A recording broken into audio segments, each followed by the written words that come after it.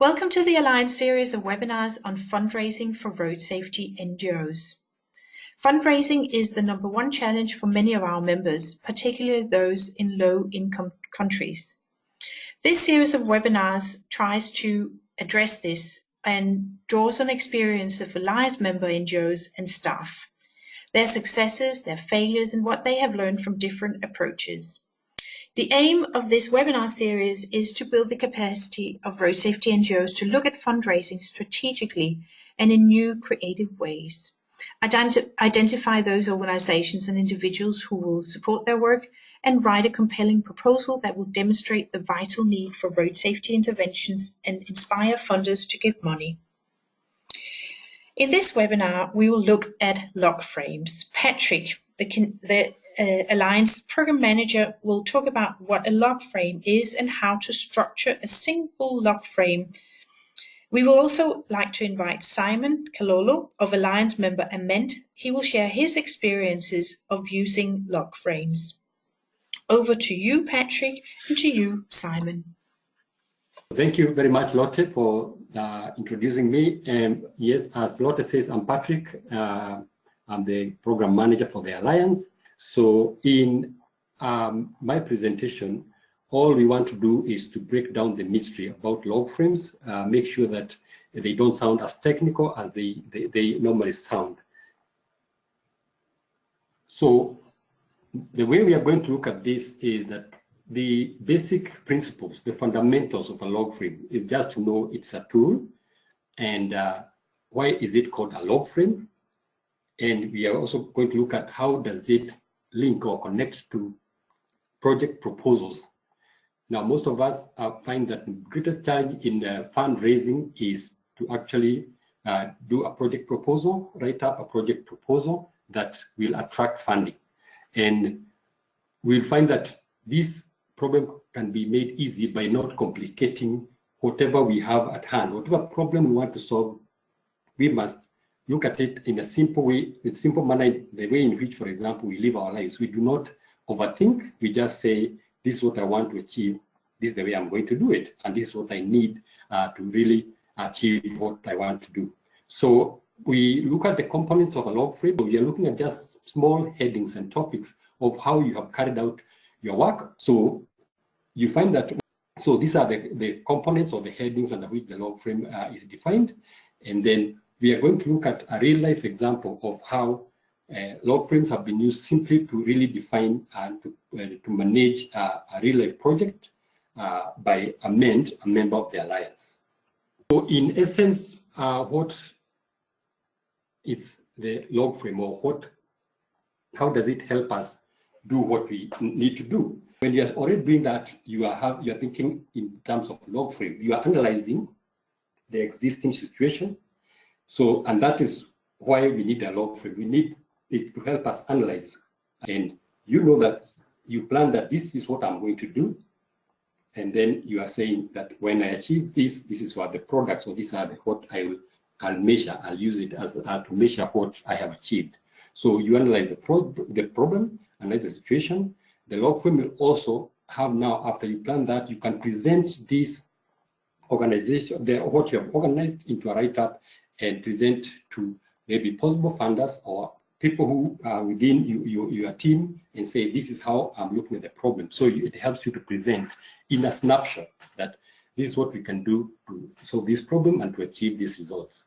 Then as you undertake the project, it helps you to look at daily what you are doing, whether you are achieving what you intended to do, and this is what we call managing the project.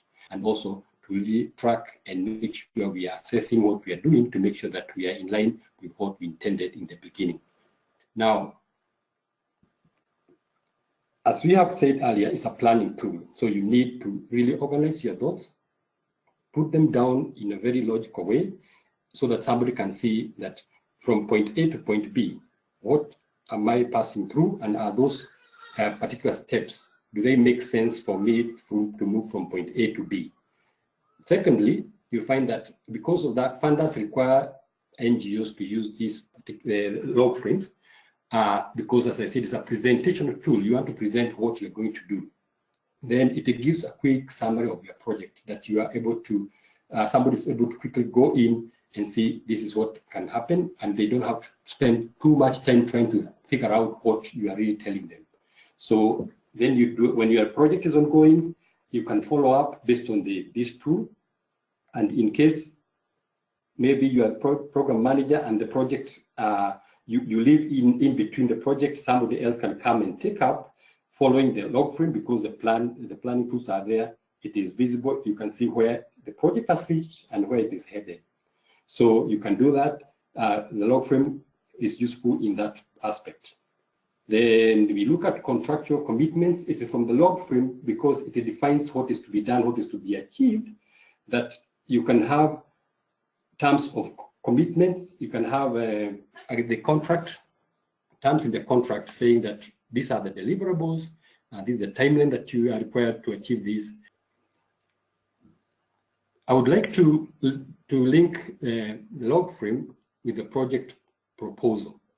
That a log frame and a project proposal are usually mutual partners. Like when you talk of a project proposal, you are looking at a narrative. Is a story of how things will happen in a more narrative form and more details.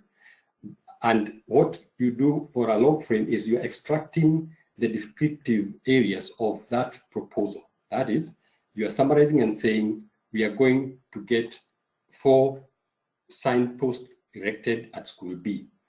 In a narrative form, you in the proposal, you can expound on that. But basically, a proposal and a log frame, they work hand in hand.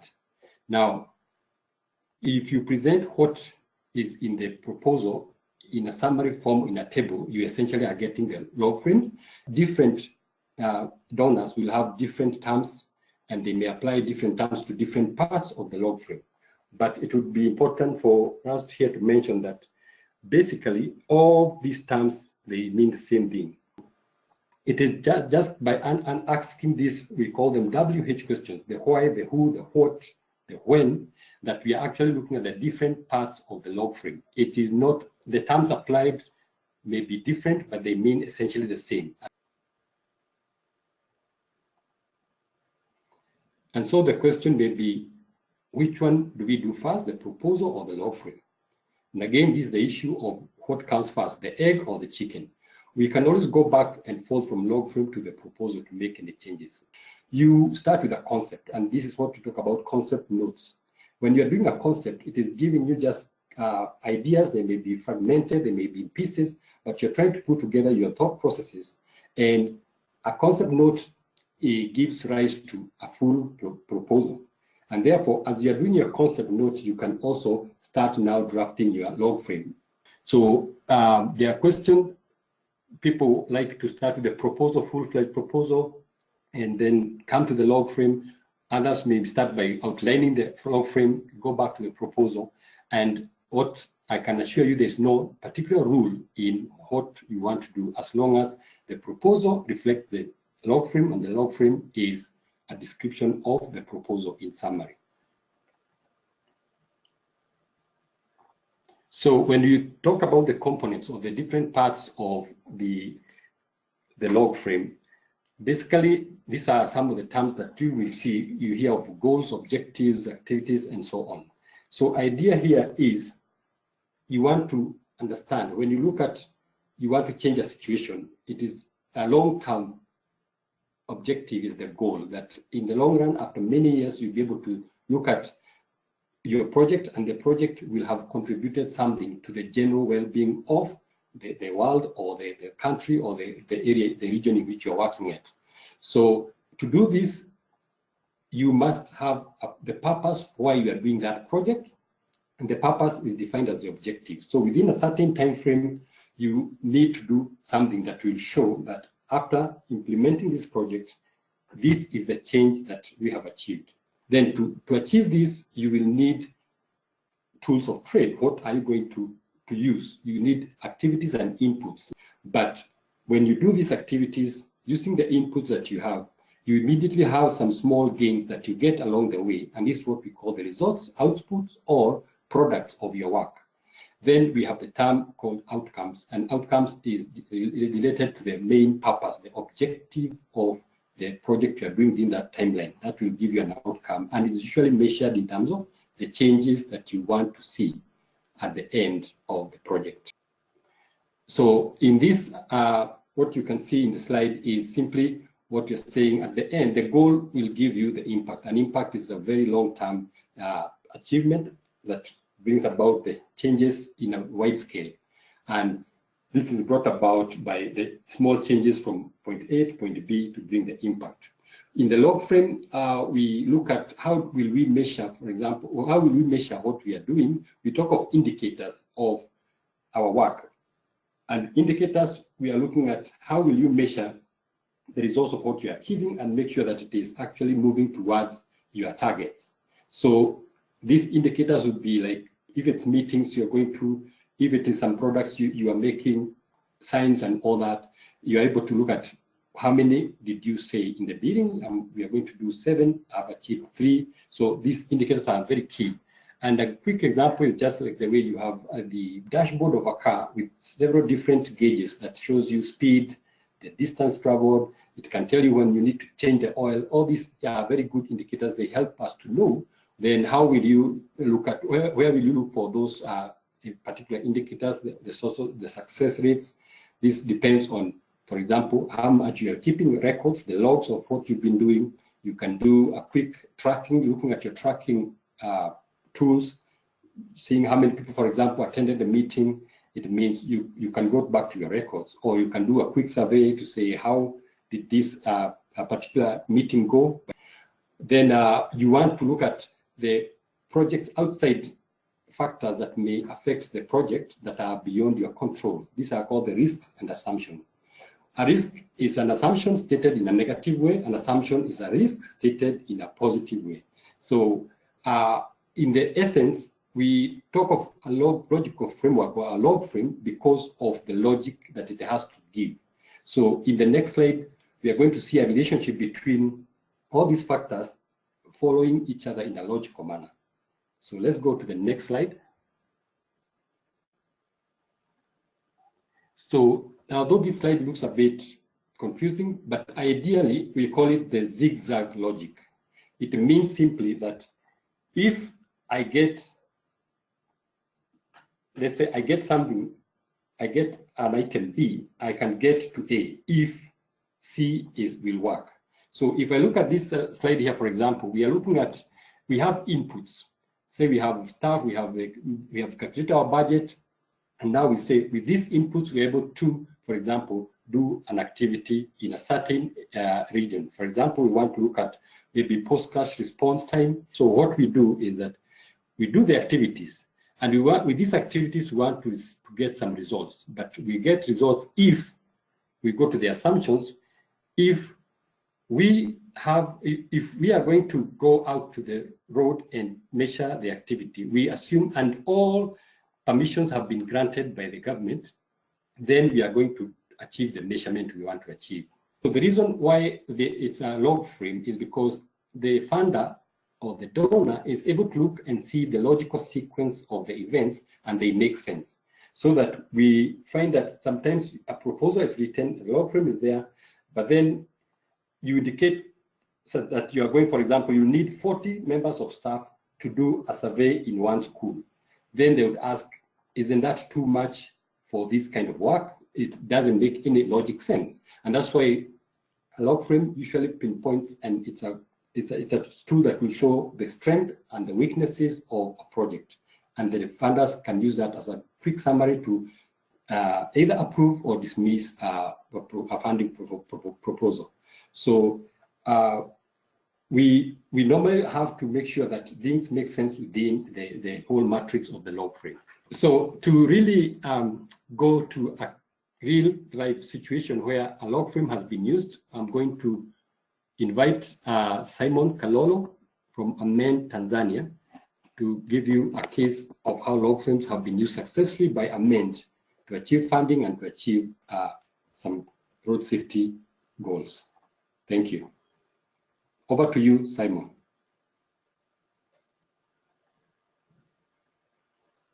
All right, thank you very much, Patrick. So again, my name is Simon Kalolo. I'm a senior program officer based in Tanzania, representing AMEND, a non-government organization which implements road safety projects across Africa.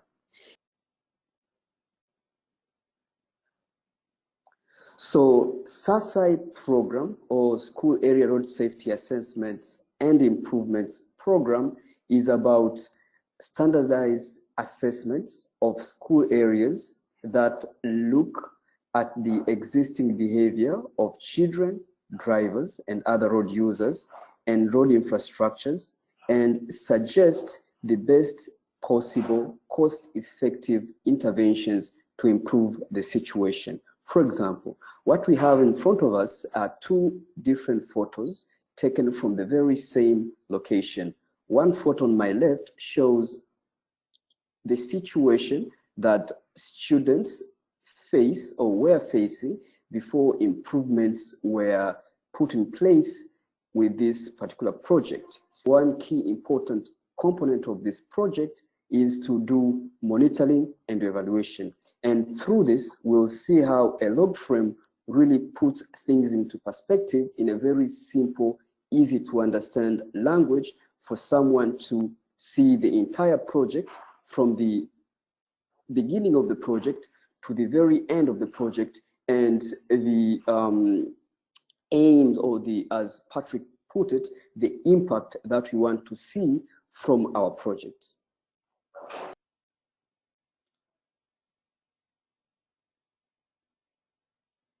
Yes, so when we look at this particular log frame, it very much looks like what Patrick has been taking us through.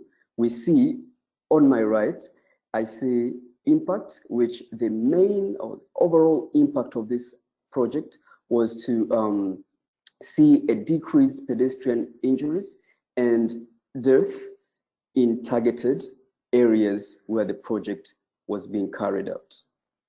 And we have inputs, we have activities, and we have outputs as the project was designed. But also, more importantly, we have short-term outcomes, which were aimed to be assessed within a year. Then we have intermediate outcomes between 1 year and 2 years. And also we have long-term outcomes, 3 years and beyond. The objectives of this program in general were to improve the pedestrian safety, to evaluate the impact of the improved interventions together with the CDC, Johns Hopkins, and FEAR Foundation. Third, to use and disseminate the results of the program and evaluation to advocate for further work to improve pedestrian safety around schools. And lastly, to determine the scalability of the project, SASAI project, to countries or to other countries in sub-Saharan Africa. Those were our objectives from the very beginning. Now, to work on those particular objectives so that we could see our impact and long-term outcomes, intermediate outcomes, and short outcomes, we had inputs that were clearly stated to the funder, among the project team, and other stakeholders to whom this project was shared. So, funding was one of the key inputs to our project. Then we understand that as an AMEN team, we had a team of engineers, project managers, project coordinators, research assistants, and other members of the project or project team. The input here was their time, how long it would take a project engineer to be involved in this project, and when exactly should we expect his or her involvement to be fully focused. But also, we had an input of staff time from partners at the FEAR Foundation, Johns Hopkins, and CDC, and IRAP. What it means now is that in designing this project, before we handed it over to the funder as a final proposal, we had to understand how the time will be divided, not only among the team that Amend was using to implement this project, but also the time that it will require for other stakeholders like Johns Hopkins team, which helped us to design the evaluation tool. It helped us to know how long it will take and what kind of resources or inputs we should allocate to achieve that particular activity. In the process of visiting these schools, we had to inform the school administration, head teachers and other teachers what the project entails and what kind of support we expected from them. Another activity was to seek government approval. This is very important. For you to be able to work with people on the ground and other stakeholders, you need an approval from the government. So you'll see that I'll come to explain about the outputs, but these activities which we had to clearly set beforehand. But also we looked at hosting focus group discussions with teachers, as I explained, explaining to them what the project entails, what hearing from them, what are the challenges that they see and what they think will be appropriate interventions, so that we also know from the very beginning that it is a bottom-up approach whereby you involve people on the ground who are going to benefit from this project. The next activity was to do surveys around the schools, which were later selected as project schools. Also, another activity was to implement infrastructure improvements. Once we have identified what are the risks, what are the appropriate interventions that should be put in place. And also we looked at road safety education. This is key, as I explained. Once you have implemented your infrastructure improvements, you want to know that these students, young students, will be able to use the infrastructure as they have been designed. Then after that, we looked at the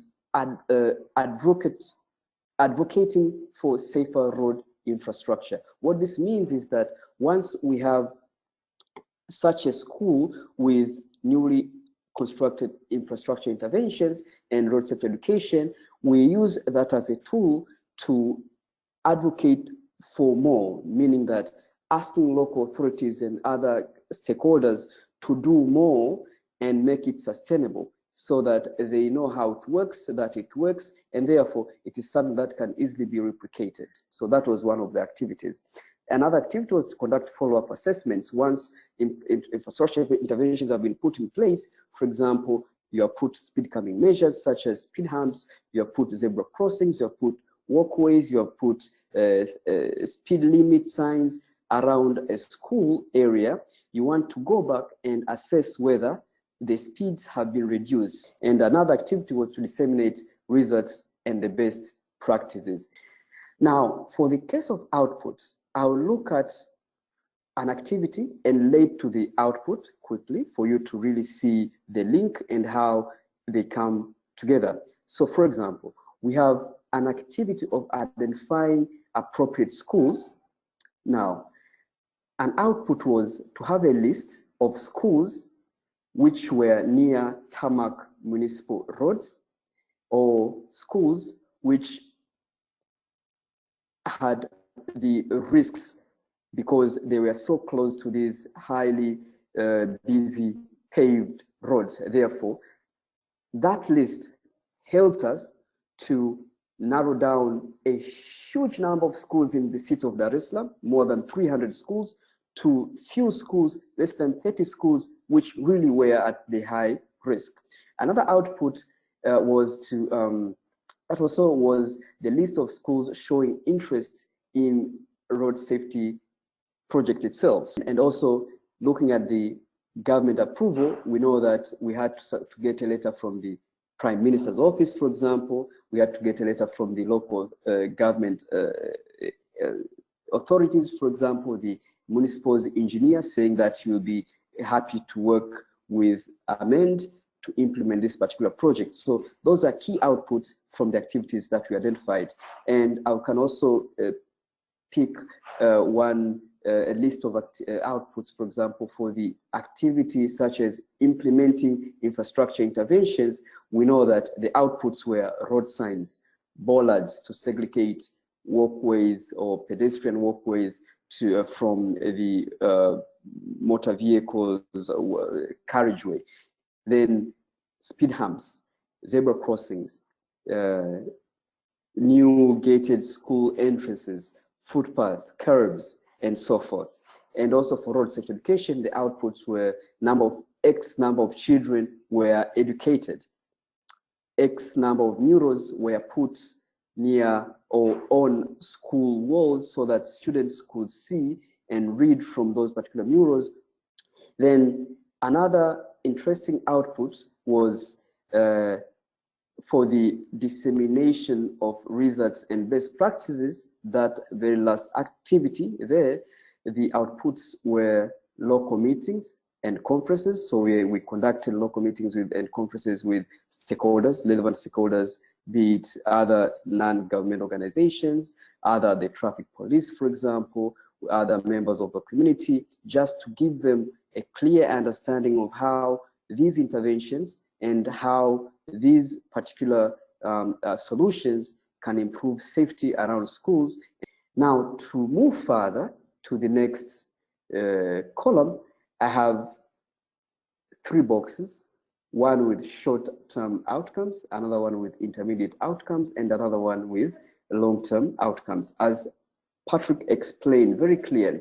So our long-term outcomes for this project, beyond the 2 years of our implementation, was to see that Tanzania becomes safe, or roads around primary schools in the city of Dar es Salaam and Tanzania in general. Now, our long-term outcome was to see that the government does these improvements before the situation really gets worse. Then to narrow it down to the intermediate outcomes, as I mentioned, we wanted to see the interventions that we put in place as part of the project are being maintained and improved by the local authorities. A short-term outcome that within 1 year, all schools that were identified as part of the project should have these safe infrastructure interventions. Then also, in the short time, wanted to see that there is an improvement in road safety knowledge among the targeted students. And also, we wanted to see the decrease in pedestrian crashes and injuries among those schools where the project was implemented. But also, another key important short-term outcome was to have media reports and coverage of the project. And one more important short-term outcome was to see the community and school engagement in road safety. As you can see, that was our log frame, and it is important to note that through this log frame, we were able to see a reduction of road traffic injuries by 26% around schools, but also we saw the reduction in the severity of the injuries that occurred. That is something that is quite important for us because it is not only in Tanzania, but in the long term now, we are seeing other cities taking the same project, the same methodology to improve safety around their schools. Having said that, I think I've shown to you how practical the log frame can be and how important it is for us to understand and to plan and also to evaluate the entire process. As I said, looking at these activities, inputs, outcomes, and the impact, we can really understand the entire project without going through a lot of information. So having said that, I want to thank you for listening and thank you for the team for arranging this webinar. Thank you. Thank you very much, Patrick and Simon. Would you like to learn more? We have collected a number of resources where you can explore more, and you can find them on our website, and that's shown here. This is also where you add a question if you have one, and you also evaluate the webinars, and we will really encourage you to do that. This webinar is available online, and you can also go back and listen to it as many times as you like. Thank you for listening, and have a safe day.